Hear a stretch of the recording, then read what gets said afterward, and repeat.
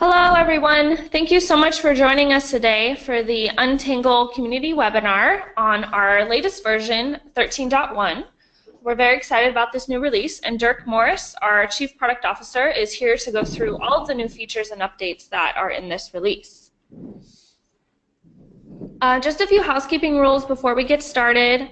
You have a couple options to listen in. If you do select to use a phone, you will need to use the access code provided. As always, we'll be answering questions throughout the webinar. Please submit them through the questions box on the right-hand side. And if we do not get to your question or you have a very specific network question, please email us at support@untangle.com or sales@untangle.com, and we'd be happy to assist you.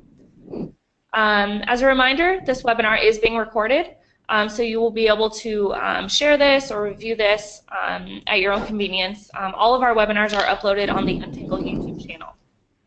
And just want to let everyone know, we are having a little bit of a technical difficulties, so if Dirk does drop off, please stay on the webinar. He will be back very quickly to continue, so just wanted to let everyone know. And with that, I'll pass it over to Dirk. Thanks, Shannon. Thanks, everybody, for joining. Like she said, I'm on a 1 megabit connection, so we will try to do this as well as possible, but if I disconnect, I will jump right back on. As always, please ask any questions you have as I'm giving the demo in the questions box, and I'll check in with Shannon occasionally to see if I've missed any good questions. And if we don't get to your questions, like we don't usually get to most of them, please contact us afterwards. We'd love to answer your questions. With that being said, I will just be going through all the new 13.1 features and enhancements that we're very excited about. You can always read about these on your own on the wiki. To do so, just go to wiki.untangle.com, click on changelogs. You can see all the changelogs for all the recent versions. But I will walk you through and demo some of the major changes in 13.1 today. So let me switch over real quick to the browser. Again, just go to wiki.untangle.com. Like I said, my connection's a little slow, so bear with me. Click on changelogs, and then click on 13.1 changelog. Now, there's a lot of changes in every release. We don't document every little change into this major changelog, but it talks about most of the major changes. So I will walk through the major changes and give a demo of some of them, medium-sized changes, and then if you care, you can read about all the minor changes in our JIRA tracking system. So we're very excited about 13.1. There's a lot of usability enhancements. For you longer time users, you remember that 13.0 was a major new user interface, so a completely new administration interface. So it had a lot of new enhancements, a lot of changes. With that came a lot of new experiences and regressions and so on. So we've had all the feedback from 13.0 for several months, and we've made a lot of improvements to both usability and bug fixes and things like that in 13.1. Stuff that you probably won't notice right off the bat, but small things like when you make a change and then you go away from the page, it'll warn you saying, hey, you've made a change. Are you sure you want to leave the page without saving that? So just general quality of life changes like this make a big difference in usability because it's far less likely to make mistakes as a user. So we're very excited to finally get that out. And there's also just small bug fixes and things like that that we've fixed both in discovering on our own and feedback from users. So thank you for all your feedback on the new UI, and we'll continue obviously to work on the UI, but 13.1 has a lot of improvements. Another frequently asked request that we had was the ability to connect to remote VPN services. So we're excited to announce a new app called Tunnel VPN. It's a free app. You can download today on your 13.1 installation, install it. It's useful in a wide variety of scenarios. So, for example, you can use it to what's called an SD-WAN type deployment, which is software-defined WAN, where you want to connect to a remote cloud security service. So if you're in retail and you have a lot of locations and you want to route them to a central location, you can use Tunnel VPN for that. Another common thing is if you have small branch offices, so if you have a lot of really small sites out there or stores or things like that, and you don't want to manage all of their policies separately, or maybe you want centralized reporting or something like that, you can now route all those sites' traffic through your central location. So that makes management and viewing and monitoring a little bit easier because now you can do it through the central location.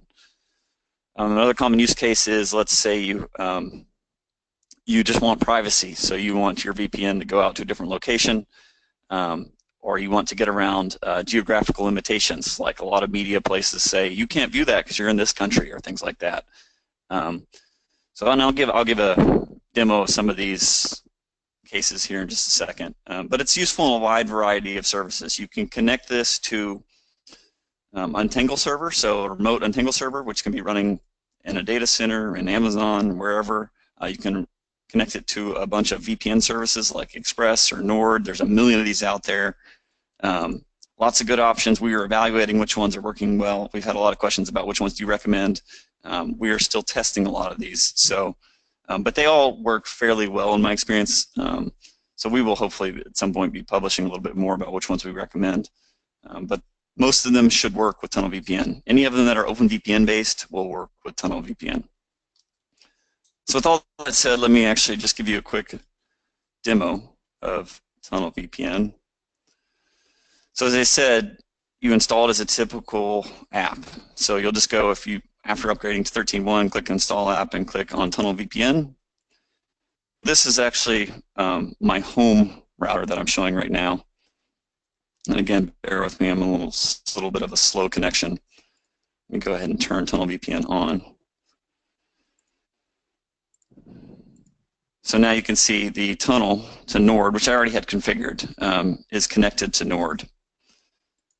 So the way you set up a tunnel, you can actually have multiple tunnels. As you go in here and you click Add, and you can give it a name, you connect to a specific provider, which we have a couple that we tested ourselves. That can be connecting to another Untangle, connecting to Nord or Express, private internet access we just added. But with these other options, which are basically just generic open VPN files, you can pretty much connect to any of the public VPN services that supply these. So if yours isn't listed and you already have a subscription with one of these guys, just go here and pick on the one that they provide you, and then you will upload the VPN file, give it your username and password, and after that it will add a new tunnel. So I've already created a new tunnel here for Nord. So once you have a tunnel, the next question is, what traffic do you want to go through the tunnel? So most routers will essentially just give you one choice, or a very simple choice of, do you want your whole network to go through the tunnel or not? Untangle provides you the ability to do rules, so you can say, I want this specific host or the specific port to go through the tunnel. So you have a lot of different options. So in my case at home, I'm using it mostly for privacy reasons because this is in my home. I have a thing that says if a client is tagged with BitTorrent use, which I have a trigger set up to tag when it detects BitTorrent, different clients to say you're using BitTorrent, automatically switch that user to any available tunnel. You can also say a specific tunnel. I don't really care. I just say any available tunnel because I only have one tunnel. So what happens is when I start a BitTorrent on any one of my downloads, it's going to get tagged, and then it's going to get immediately switched to the tunnel. And of course, when I stop using BitTorrent, the tag will expire, and I'll get switched back to regular internet. But you can also just say much simpler things to say, hey, my media server always goes through the tunnel, everybody else does not. Usually you'd say, things that you're concerned about privacy-wise or security-wise, you'd want to go through the tunnel. But if it's just, if you're playing games, you don't want to send that traffic through a tunnel because the performance is going to be much worse. So the rules give you a lot of flexibility depending on your use case, whether you're using this to connect to a security service or for privacy, or just policies to connect to another Untangle. You can craft your rules to send exactly what traffic you want over the tunnel. And the log just shows you the OpenVPN log to see, help you debug if you have any issues, why it may or may not be connecting to any tunnels. And we'll publish more as we learn more about all the different tunnel services out there, which ones work, which ones don't work. There's a lot of discussion on the forums right now. So hopefully most of the ones we've tried with the custom options always work, and we'll add more with specific instructions as we learn them. Dirk, we have a couple questions about Tunnel VPN. Sure. So there's a question if Tunnel VPN replaces IPsec VPN. So maybe you can explain kind of the differences. It doesn't. So we have many VPN options, and we're actually working on an article to explain when and where to use any of them. So now there's 3 VPN apps: IPsec VPN, which is actually several different VPNs inside of it, including IPsec and GRE and L2TP and XOF. OpenVPN, which is its own separate OpenVPN app, and now TunnelVPN. So these 2 are useful for connecting your network to other networks or remote users into your network. And that's what's typically called split tunnel scenarios, where you have a tunnel set up, a VPN tunnel set up for a specific reason. So if you want to talk to your other site, it will go through the VPN. Tunnel VPN is useful for full tunnel scenarios where you want all your traffic to go through the tunnel. So essentially, when you install Tunnel VPN, you're replacing your internet connection with a new virtual internet connection. And that's actually what it looks like. If you go into sessions, you'll see a new interface called, in my case, Nord. And internet traffic that goes through that is basically going to go through this virtual WAN, which goes through the VPN tunnel. So the tunnel VPN is going to be useful for full tunnel scenarios, versus the others are mostly for split tunnel. And we'll publish an article about when you're going to use which of these. They all have their different use cases, but the tunnel VPN is focused mainly around full tunnel connectivity.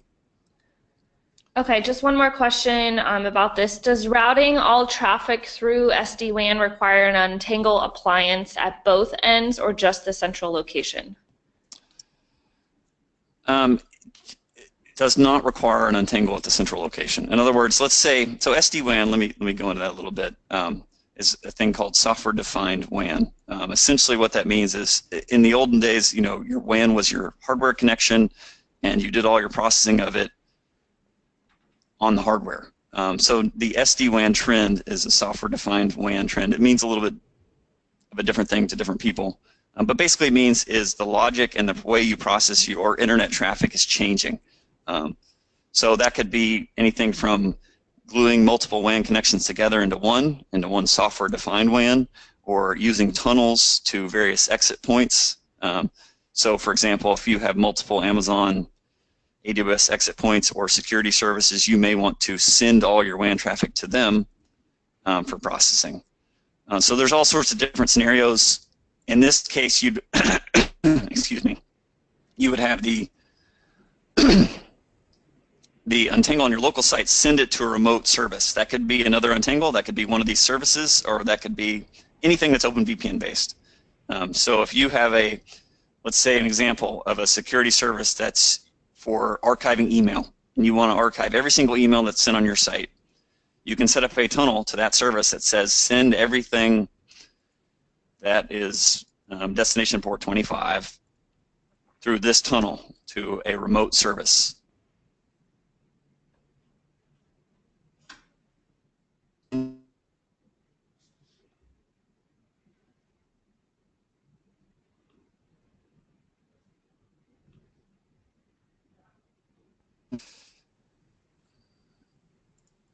Were there any other questions, Amy or Shannon? Not right now. We can continue.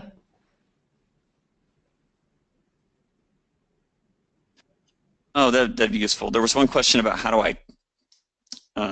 So one of the more powerful aspects of this is everybody can do basic route rules to say, hey, this host goes through this tunnel. And what's really interesting about Untangle is we can use tags, because tags are dynamic. That allows you dynamically to just say, hey, if I detect you're playing games, go through here. If I detect you're using BitTorrent, go through here. If I detect you're doing this, which can be visiting a certain website, literally anything that can be based on tags, you now have the ability to make the decision on what goes through the tunnel or not. So to do this, to set up tags, you would go in here into the config events. And let me just show you the example that I was just giving. I have a trigger in here that says,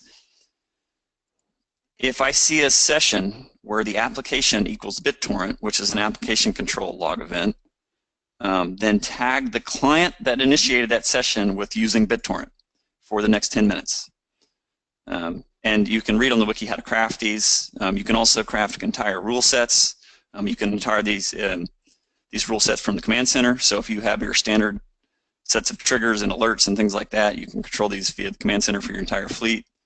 So trigger rules are very powerful and basically allow you to tag different entities. In this case, I've set it up to, you detected BitTorrent, tag this client is using BitTorrent. And then let me go into my host tab real quick. So right now, there's nobody tagged as using BitTorrent. Unfortunately, I'm not at home, but if I fired up a BitTorrent client, you would immediately see BitTorrent appear here. And then, of course, once that happened, that client would now, because of the rules in Tunnel VPN, be put on the Tunnel VPN. So triggers are a very powerful feature to dynamically change how traffic is treated based on certain actions. And those actions can be literally based on anything. So you can go in here and find all the different events inside Untangle, which can be from different applications or the system itself, including things like, you know, a virus or some security event or some website or some application or going over quota or much anything. System being under load, things like that. So that's how you can combine the triggers and dynamic actions with routing for Tunnel VPN.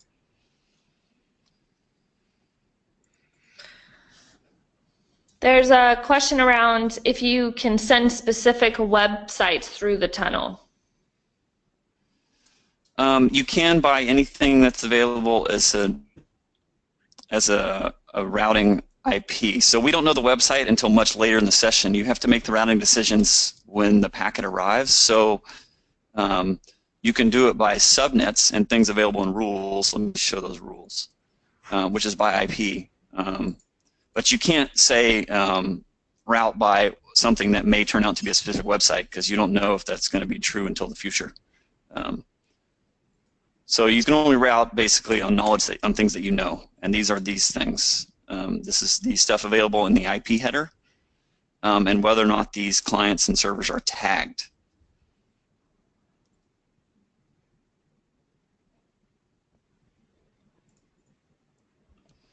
There's a question on tags that if you tag a user, is all of their traffic from that user assigned to that tag? Yes. So what happens is when a new session is created, it's going to inherit all the tags from all the from the host that created the session.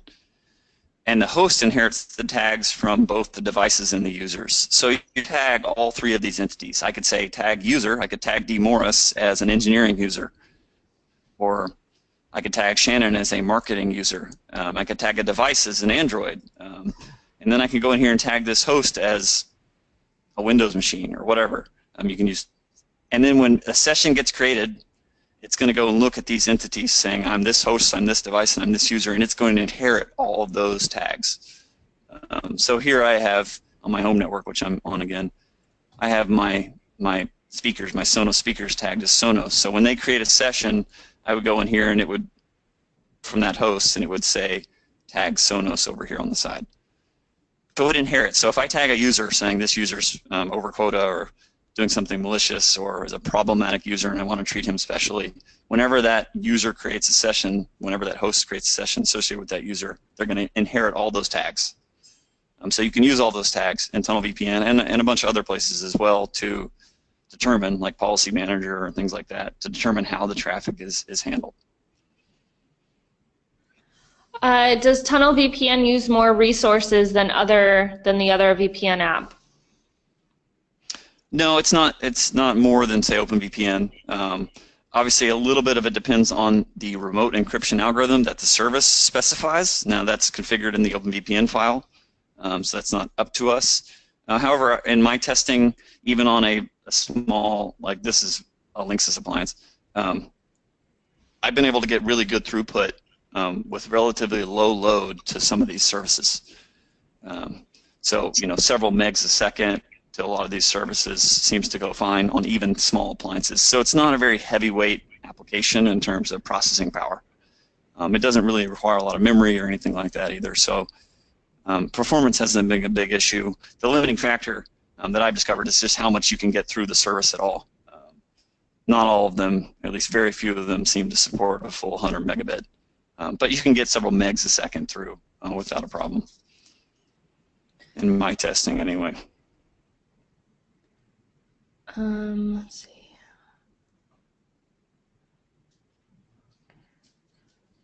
Is there a maximum number of machines one can use per tunnel? No, I mean, you can send your whole network. So if you just want to send your whole network through, which could be a huge network, you just set up a rule that says, exactly that, which is actually a default rule. There's no conditions, and so if I enabled this, it would route all my traffic over the tunnel connection. And so as far as the tunnel cares, it's all being natted to your external IP. So from their perspective, it's just all traffic. It doesn't really matter how many hosts it is, specifically, that are going through the tunnel. All right, I think that's about it for Tunnel VPN if you want to continue. Yep.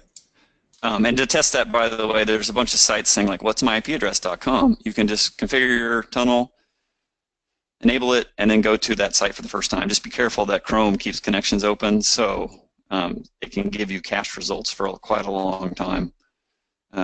Or you can also check in the session viewer to see what internet or what interface it's going out. So if it was going through a tunnel VPN, instead of saying external, even though technically the bytes are going over the external interface, it would say NordVPN in my case, because that's the name of the tunnel. And you can set up rules to match on those interfaces just like they were physical interfaces. If you have more questions, don't hesitate to jump on the forums or contact us at support about Tunnel VPN. We're taking a lot of feedback. We're learning a lot. This is a brand new application, so hopefully we already have some nice features queued up that we really want to get in the next release for Tunnel VPN. But if you have thoughts, if you have ideas, we'd love to hear them. Get on the forums and let us know what you think.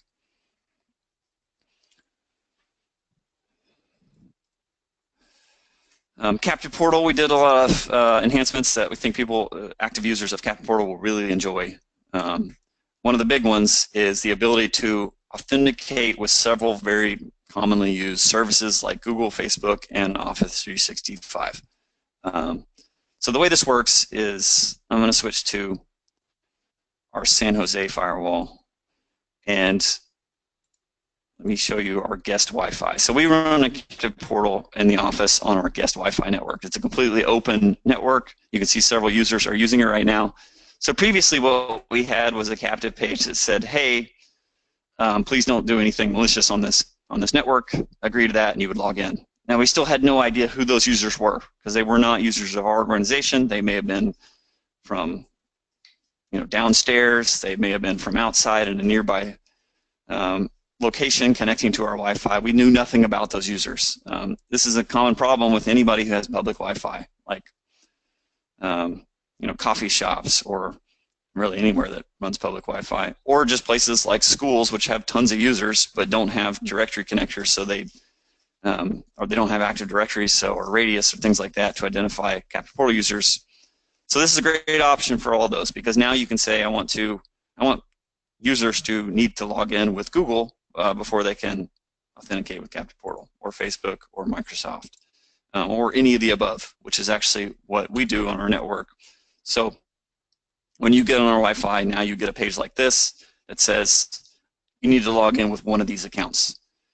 And if you clicked here, what would happen is it would send you to Google's login page. Again, so you're not logging into our Captive Portal, you're logging into Google.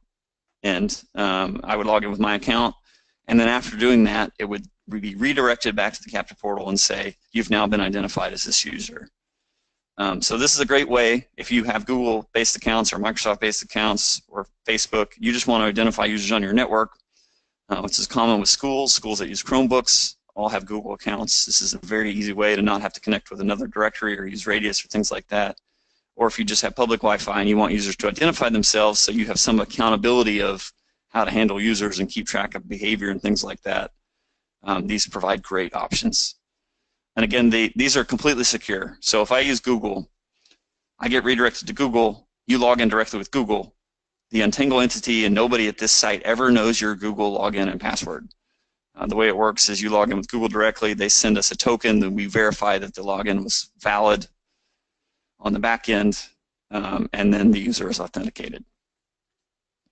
It uses what's called OAuth, which is a protocol for authorizing users without using their username and password, without ever having access to their username and password. A couple questions on this, Dirk. Can we limit the Office 365 logins to a specific event? Specific event. I'm not sure. Oh, sorry. Specific tenant. Sorry.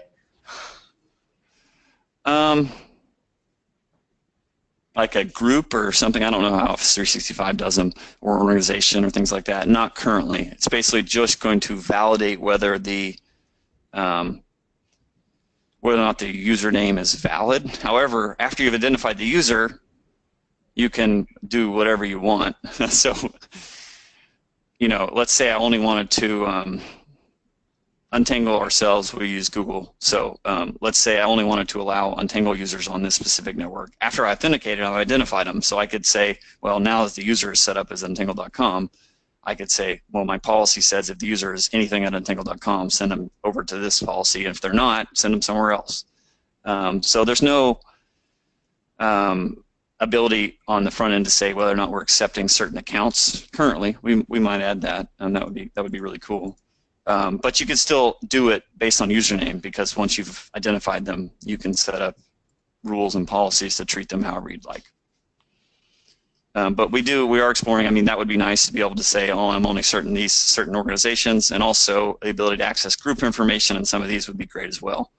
And they have different APIs for that, so that's a little bit more involved, and that's something we're investigating. Can you use Google authentication based on your school domain Google Apps for education accounts? So it's currently all of Google. So I don't think, I mean, it will work against your Google-based. So like I said, Untangle ourselves, we use Google. A lot of organizations use Google for mail now, and it will just work with all of those. You don't have to set up Radius, you don't have to set up Directory Connector, things like that. There's no controls currently over querying a user and finding out what organizations they're a part of.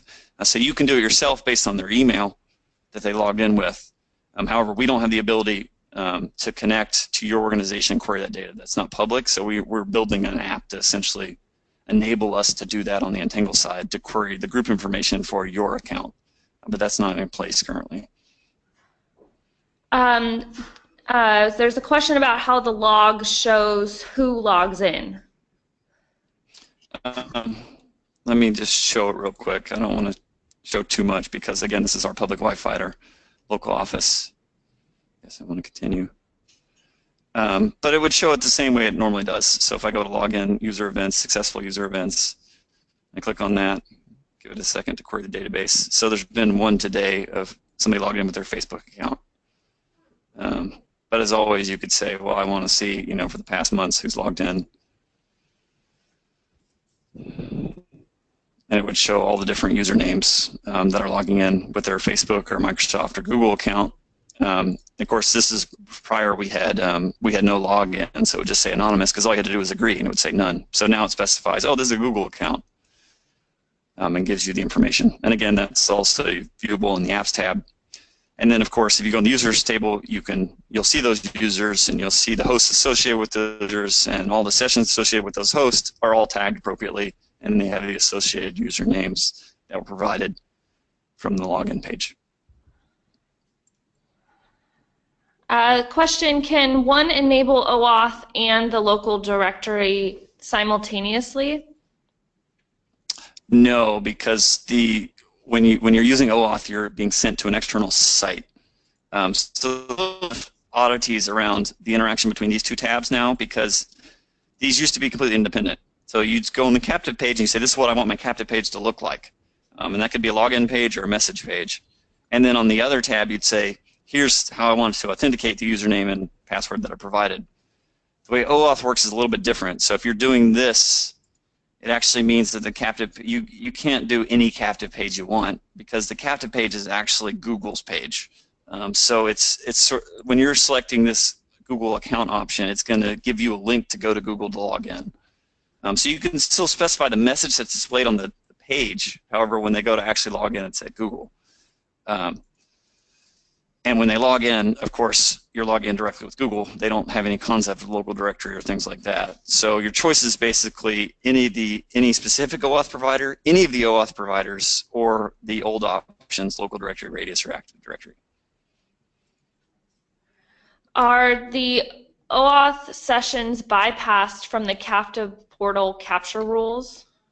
Yes, that's exactly how it works. So there's this, one of the challenges of doing this was, in order to allow the user to go to authenticate to Google, we need to allow them to Google. But we only want to allow them to go authenticate to Google, not to go to Google and search for stuff. We have the same issue with Facebook. We wanted them to be able to go to Facebook to authenticate, but only to authenticate, not to use Facebook because they're not authenticated yet. So there's this kind of a chicken and egg problem where we say we need to allow the device to reach these things to authenticate, but only for authentication. So what happens is if I select Facebook here, implicitly what happens behind the scene is if I have a capture rule saying capture everything, it's still going to capture everything and all their internet is going to be stopped. However, there's actually a few select sites, HTTPS sites, that are allowed through, enough that they're allowed to authenticate, but not enough that they're allowed to actually use Facebook, are quietly passed in the background so that when users click on the Facebook link on the captive page, they can go to the authorization page, but only the authorization page. And then once they authenticate, they're authenticated, and then of course your rules act just like they would and let all the internet traffic through. So hopefully that'll all happen behind the scenes. You won't have to worry about that. However, if you run into any issues, let us know. But in our testing, it works completely fine, and the user is allowed to Google to authenticate, but not allowed for things like searching or YouTube for videos and things like that.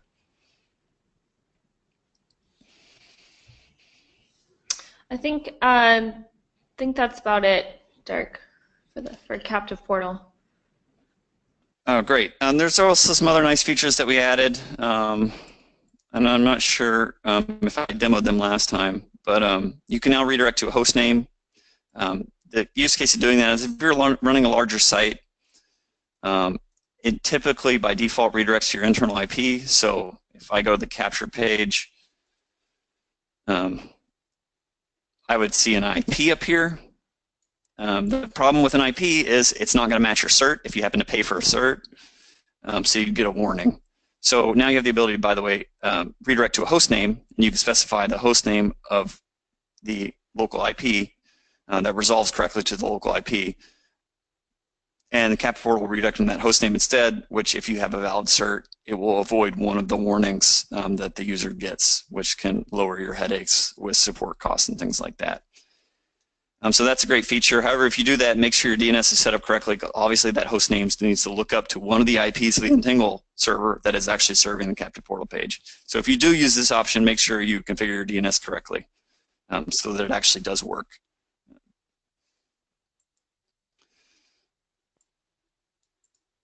There were also some really nice fixes in the captive portal and improvements behind the scenes that should make it work a little bit better. Just to keep up on time here, I'm going to keep moving. But again, if I didn't answer all our questions there, jump on the forums or contact us at support, and we'll answer your questions as we can.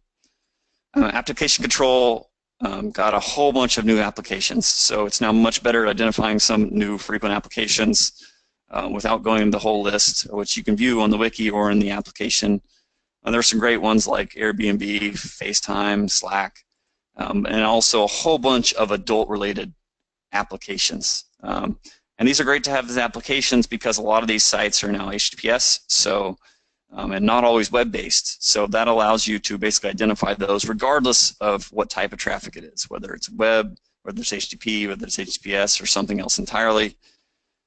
You can now identify all of these. But there's much more than just those examples. There's actually 350 more. In fact, you can see some of them on the dashboard. The second you upgrade, you'll probably notice some new applications. We use Slack a lot. If we go to the dashboard of our San Jose office, we can see what's happening a lot today. Oh, top applications right here. YouTube, SSS, Spotify. This is the GoToMeeting that we're running right now. Salesforce, Google. It's like mostly work-related stuff. It's always a good thing.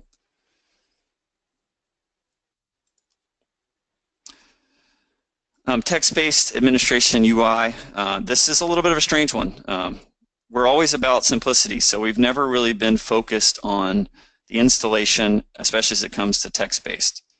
So unique in the way that a lot of our users install with the local keyboard and mouse, and we have a local graphical interface. So when you plug in a keyboard, mouse, and video to the local appliance, you get a visual interface, which is actually just a web interface, but locally running X, so that it's extremely simple to just plug in a keyboard and mouse and configure the appliance. You don't have to worry about what's the default IP and all these things if you don't want to.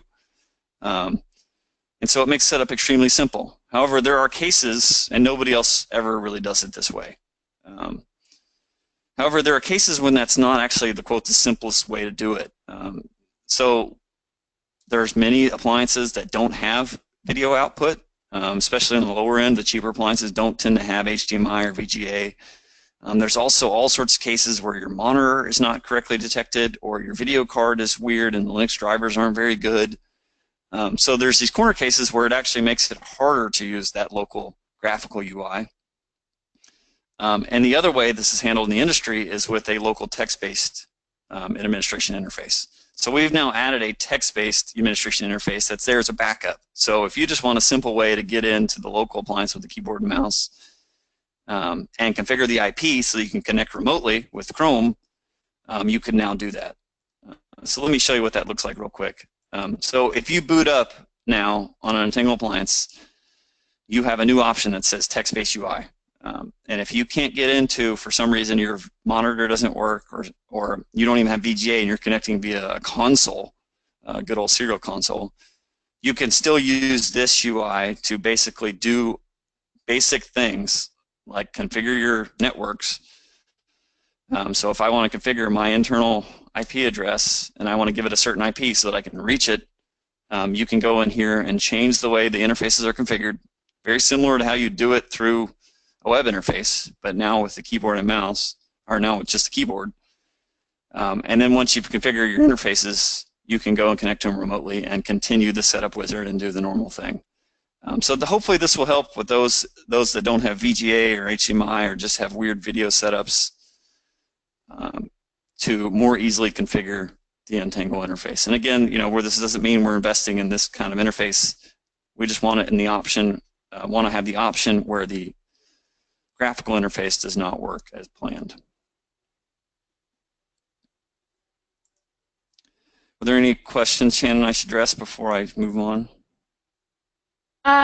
No, not relating to this, to what you're talking about. Okay, great. I'll continue on. There's also a lot of other changes, and this is not inclusive of all changes, but some of these are worth a mention. Input filter rules we did rename. The reason we did this is because there's a lot of confusion, or there was a lot of confusion, between input filter rules and forward filter rules, and they serve totally different purposes. So we said, well, one of the problems is we've named them so similarly because they are implemented very similarly, but they actually serve completely different purposes. So we've renamed input filter rules to access rules. What access rules do is determine what local services running on Untangle outside hosts can reach. So for example, you want your host to be able to get to the DHCP server, or the DNS server running on Untangle, or the local administration running on HTTPS and things like that. You may want to allow SSH. So this is only essentially protecting local services on Untangle and what can be reached from outside. And very rarely do you want to modify these. And when you do, it's usually just these first couple, like do you want to allow SSH or do you want to allow external administration to HTTPS? Very rarely do you say, I want to have this random port opened.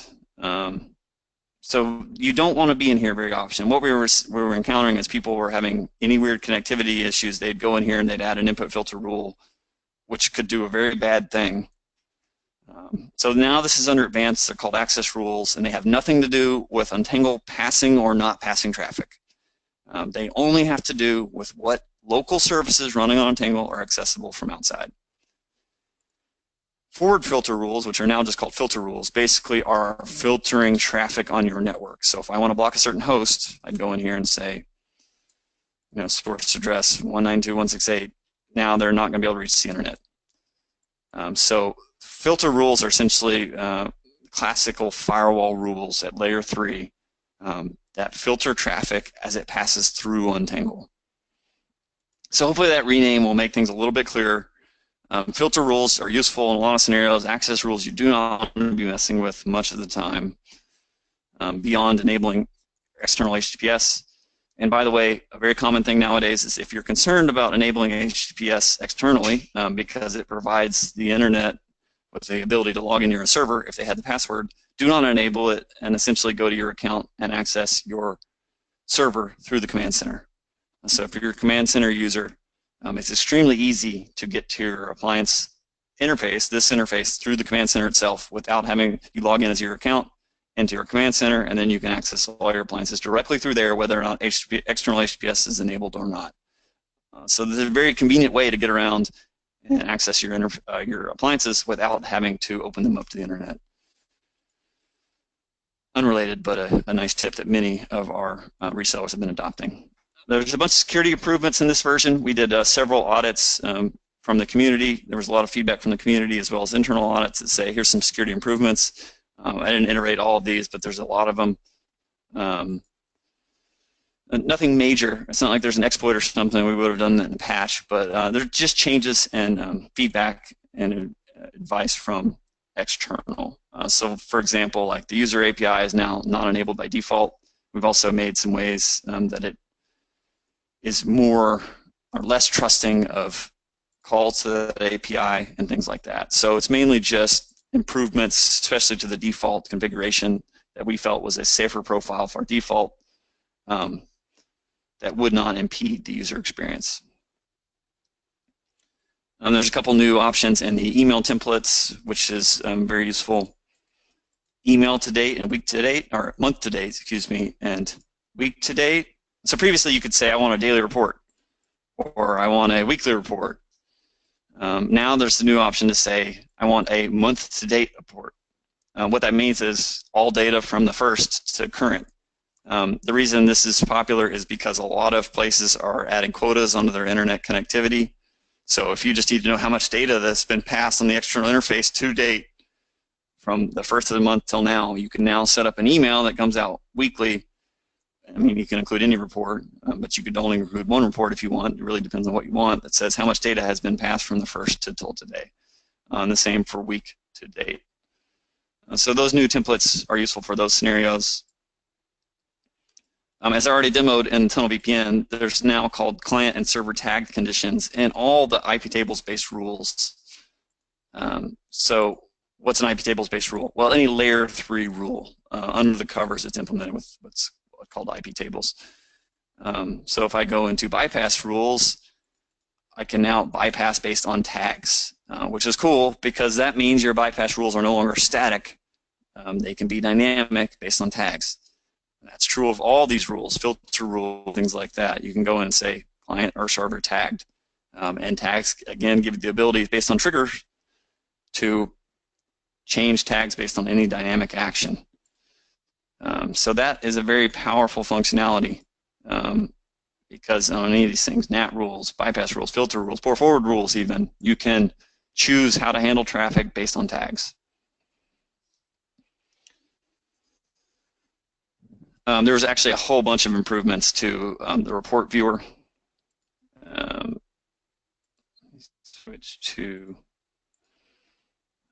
probably don't have time to go into a lot of these, but a lot of these are just general improvements in quality of life, including progress bars and things like that, and it won't allow you to now switch reports when a query is already running and things like that. So hopefully those improvements will make using reports a lot easier. There's also a lot of improvements to the dashboard. Admin log event is now logged normally. This was feedback from the community that the way we handled administration logins was actually a little bit different, and now there's a very normal called admin login event. So you can set up, let me go to this one. You can set up triggers and alerts and things like that to say if somebody failed to log in correctly to my administration interface, I want an alert. So there's now an admin login event. You can now set up triggers and alerts and things like that, and syslog rules based on that event. Previously, that wasn't possible in old versions because the way we logged that event was actually slightly differently. But now it's possible. So if you wanted to say, let me just give an example. Alert. If succeeded is not true, then I want to log it and I want to send an email. So if somebody fails to log in, failed admin login, and I don't want a threshold, but I do want it logged, and I don't. So that's good enough. Admin login event when succeeded does not equal true. Save. Now I'm going to get an alert every time somebody tries to log into Untangle administration and fails. Dirk, there's a question if they can limit logon attempts. To captive portal? Not sure. To administration, no. Says failed logon attempts. To No. Administration, yeah. So. Not, but you can control who has access to the administration page. So if that's a concern, don't open it up to the internet and use the command center to access your appliance, or set a reasonable password that they're not going to guess. There was a whole lot of improvements to IPsec. I won't go into those, but they were very technical. As we use more and more and more IPsec over the years, we learn all sorts of different things about connecting with different services and different appliances from different vendors and different use cases. Based on all that feedback, we continually improve IPsec and all the applications inside IPsec that includes things like L2TP and XOF so that they work more easily with other different type of vendors, even including Untangle itself, just a wide variety of scenarios because IPsec is very complicated. So there was a lot of improvements, a lot of investment into IPsec and making sure it works more smoothly in this version as well. And again, there's tons of improvements that I didn't cover. However, we're very excited. This is a big release, a lot of usability improvements and a lot of functionality improvements with Tunnel VPN and so on, and Captive Portal. So we think users will be very excited. Were there any questions that I should loop back? And oh, there was a question, and actually something I want to bring up about AWS. One of the things we've been exploring is building AWS images and Azure images so that you can run Untangle in AWS. So one of the things we're interested in is, are people interested in that? And under what scenarios would they be interested in that? So if you are interested in participating in our beta program and running Untangle in AWS, regardless of what your use case, we want to hear from you why you'd want to do this. Please contact us. Just ping me on the forums or reach out to us at support@untangle.com. We're setting up a beta program for AWS and Azure to explore how would users use Untangle in AWS or Azure and what are their experiences with it. So if you have feedback, you have thoughts, and you want to play around with that, please reach out to us so that you can participate in that beta program, and we provide you access to our AWS image or AMI images, and you can feel free to play with Untangle. It is fairly involved at this point. I wouldn't say it's turnkey. It's not like literally just dropping in an image. It's a little more complicated. However, where we're headed is we want to make Untangle very easily deployable in those cloud solutions.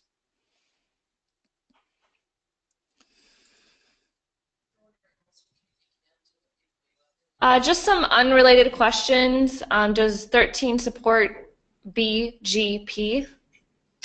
No, there's no changes to dynamic routing like BGP or SPF or anything like that. Okay. That's not very common in our type of deployments, so I wouldn't consider those high on our priority list just because it's not very common. We're targeted at smaller end enterprises and small business, so that's not a very common requirement. Dynamic routing like that. So I don't know if we'll go into that space or not. It's something we keep an eye on, but to this point we have not added it. There was a question about can you connect Tunnel VPN to Azure and AWS? Yes, absolutely. If you wanted to say my endpoint, which I have done, is somewhere in AWS so that all my traffic goes to AWS and then out to the internet, you can do that.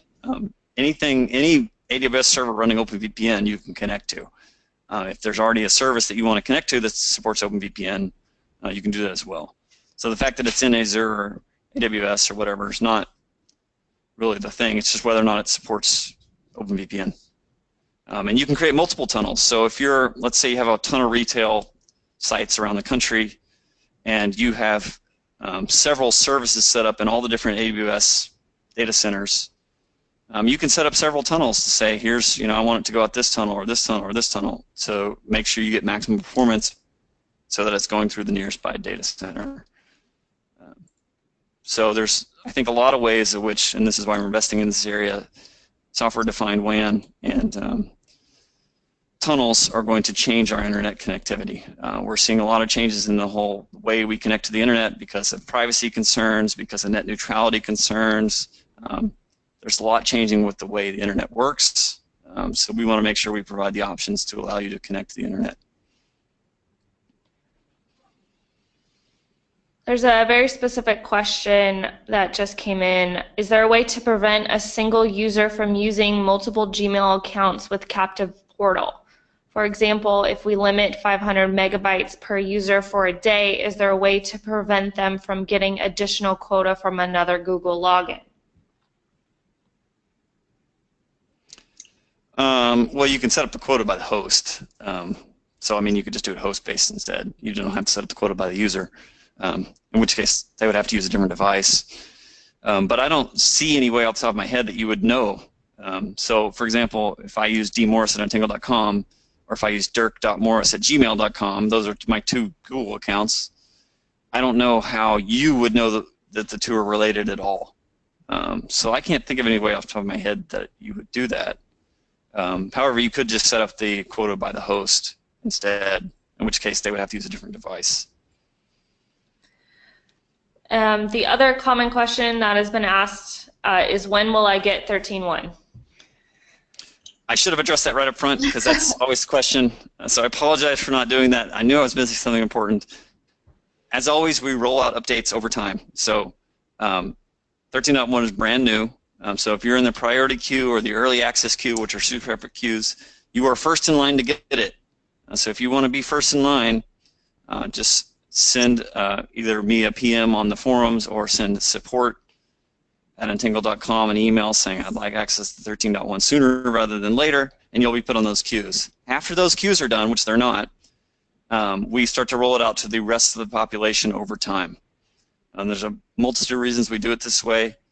So if you're in a hurry, please sign up for those queues. We'll work our way through those queues. All those queues are not completed yet. So if you're an existing user, it's not at all surprising that you don't have 13.1 yet. It's brand new, but we'll probably be rolling it out soon. And then as we get through those queues, we roll it out to the rest of the population. That usually takes a couple weeks. Again, we don't do that all in one fell swoop for a bunch of different reasons. One is we don't want to be completely crushed by everybody upgrading. But two, it's just a safer way to do that because, again, we have a massive variety of different types of devices running Untangle. We're not a hardware vendor in the sense that everybody out there is running the same appliance. We do sell all of our appliances, and obviously we know that those work, but there's a huge variety of devices out there. So we never take risk by rolling out anything soon, even though this is not a major upgrade. There's no change to the kernel. There's no change to the OS.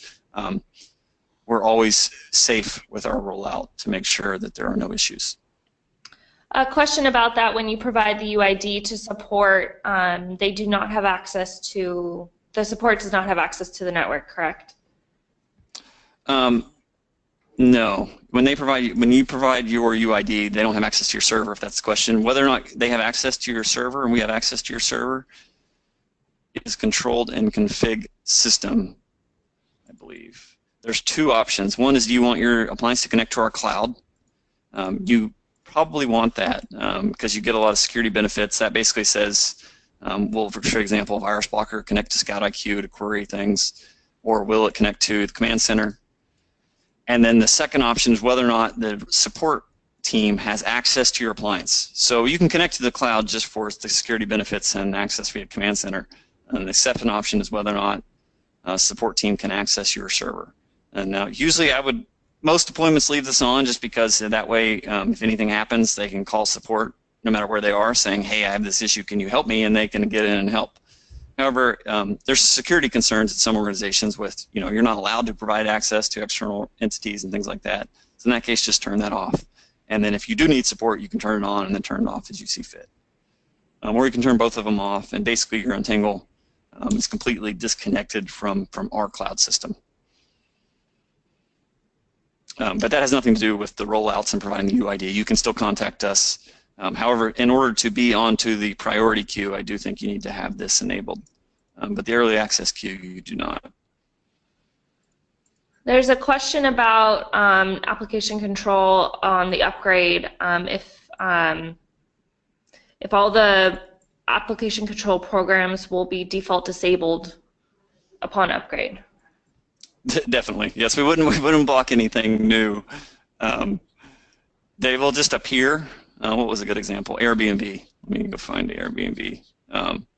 So essentially on upgrade, you'll have a new row in here called Airbnb or Slack or whatever the examples were. I'm not seeing it. I don't know why. I don't know why it's not in there. Huh. I'm not seeing it, but they'll just appear as new rows. Block, tar pit, flag, none of that is going to be checked. So you can go in there and configure as you see fit based on the new applications. And I just want to reiterate to everyone, this webinar is being recorded. There were a lot of questions about that, so we will be sending a follow-up email tomorrow with a recording link, as well as posting it on the Untangle YouTube channel, so you can rewatch it or share it with anyone else that may have missed the webinar. And again, if you have feedback or questions, we'd love to hear from you. So, especially around Tunnel VPN, which is entirely new, but anything, Captive Portal, or just general feedback or questions about where we're going, jump on our forums, let us know what you think. We'd love to hear your opinions. And if you have ideas, let us hear them. We would love to hear them. Yeah, and as Dirk mentioned, we have the changelog that has all the information. We also have a current release page that goes over kind of all the details of the release. We have our the forums, as he mentioned, as well as support. So we have a lot of resources to help if you're interested in this release or want to just get basic questions about what's included in this release. So we're here to help. So I think that's about it in terms of the questions. Waiting to see if any other last-minute ones come in. We're almost at the top of the hour. So I think if we didn't get to your question, if they were very specific, please email us at support@untangle.com. We'll be happy to answer those questions and figure out a solution for you. Thank you, Dirk, for going through all those features. Hopefully everyone enjoys 13.1, and we hope to see you next time. Great. Thank you, everybody. I appreciate you joining. Okay. Have a good day, everyone.